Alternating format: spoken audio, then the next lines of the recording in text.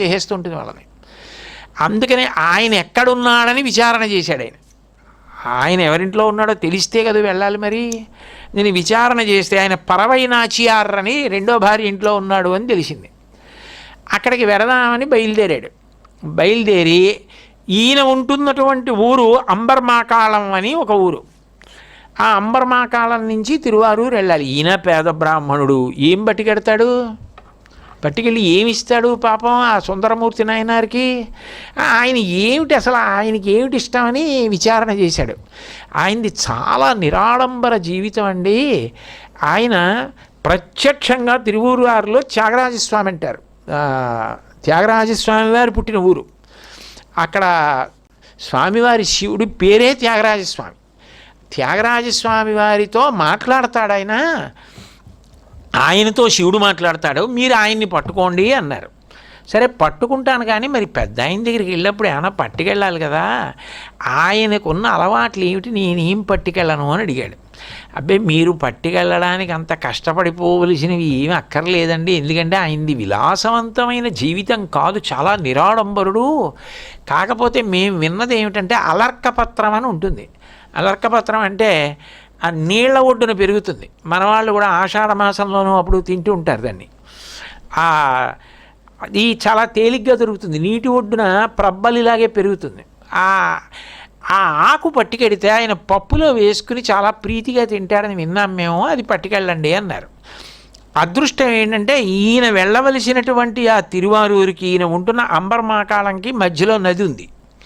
ఈయన రోజు ఆ నది దాటి వెళ్ళి ఆ నదీ తీరంలో ఉన్నటువంటి అలర్కపత్రం కోసి పట్టుకెళ్ళి ఆయన దగ్గరికి వెళ్ళేవాడు కాదు. అలా సుందరమూర్తి నాయనారిని చూడాలి. ఆయన వంటశాలలోకి వెళ్ళి వంటవాడికి ఇచ్చేసి గురువుగారికి ఇది ఇష్టంట వండి పెట్టని వెళ్ళిపోయేవాడు.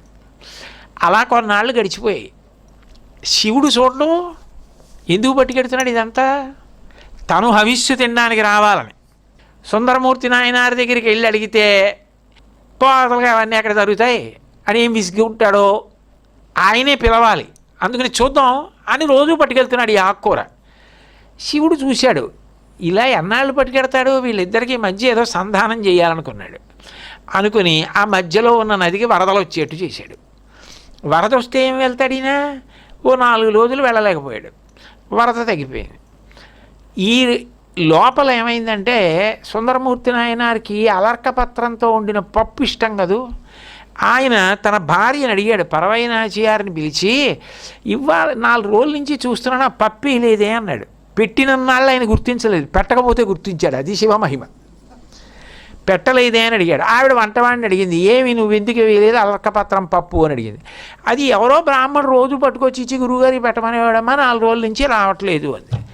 అదే వెళ్ళి భర్తగా చెప్పింది, ఎవరో పాపం బ్రాహ్మట్ట రోజు తెస్తున్నట్ట 4 రోజుల నుంచి రావట్లేదుటండి అని. అయ్యయ్యో, ఇన్నాళ్ళ నుంచి ఆయన తెచ్చిన ఆకుకూర పప్పు తిన్నానా, ఆయన తెచ్చినట్టే తెలీదు, ఈ మాట వస్తే ఒకసారి నా దగ్గరకు పంపించన్నాడు ఆయన ప్రేమతోటి.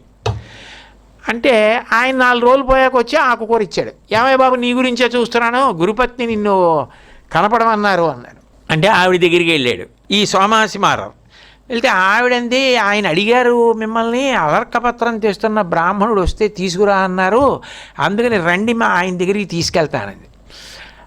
ఆయన నా రొట్టె విరిగి నేతిలో పడింది, శివుడు ఇందుకే వరదలు సృష్టించాడనమాట, అమ్మయ్య దొరికారు సుందరమూర్తి నాయనారని చెప్పి ఆయన దగ్గరికి వెళ్ళాడు. వెళ్తే సుందరమూర్తి నాయనారు పండిత గోష్ఠిలో ఉన్నాడు, చుట్టూ ఎప్పుడు జనం. పర్వాలేదు చెప్పండి అన్నాడు. అంటే ఈయనకి పర్వాలేదు చెప్పండి అంటే ఇంతమందిలో ఉండగా చెప్తే పెద్ద ఇబ్బంది ఏంటంటే, ఈయన ఏమైనా అనే ముందు పక్క వాళ్ళు ఊరుకోండి అలాంటి అడగచ్చా ఆయన్ని అంటే.